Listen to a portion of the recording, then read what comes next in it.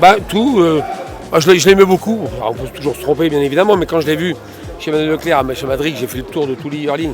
On a fait les haras, voilà, et il y a peut-être 15 jours, 3 semaines, j'avais adoré, j'avais mis 3 plus. Et puis voilà, j'avais adoré le cheval, très bien. Et après Veto, voilà, parfait. Le croisement, j'aime beaucoup, avec Village Mystique, Love You. Dans comment il s'appelle, Just a Gigolo, il y a une mère qui s'appelait Sexy Pearl, une deuxième mère ou une troisième mère, Sexy Pearl par Love You, donc c'était mon gros coup de cœur de toutes les ventes. Voilà, j'ai eu le bras trop court, je vais le ramener quoi qu'il arrive.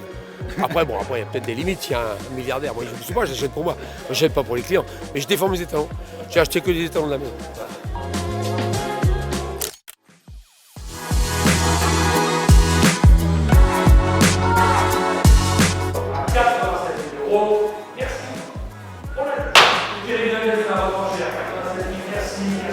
Ouais, d'abord, c'est la première année de Zidane Pierre. C'est une jument qu'on a vue chez le préparateur de vente. Donc, elle nous plaisait énormément.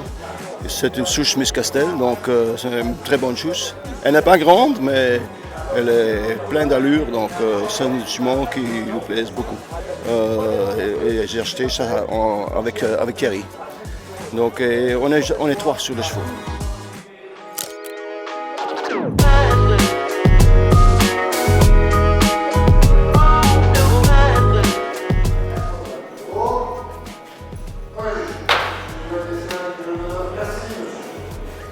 Ouais, il nous plaisait. On a fait plus que prévu, encore une fois.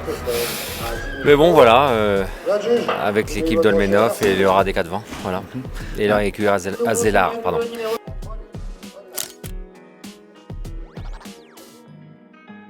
Bien, donc la conclusion de ces ventes de yearling, on ne dissimule pas notre satisfaction d'avoir pu réaliser un chiffre d'affaires sensiblement identique à celui de l'année dernière, puisque si on fait l'exception de cette pouliche vendue à un top historique de 740 000, on a rigoureusement la même enveloppe qui a été dispensée par tous les acheteurs de yearling.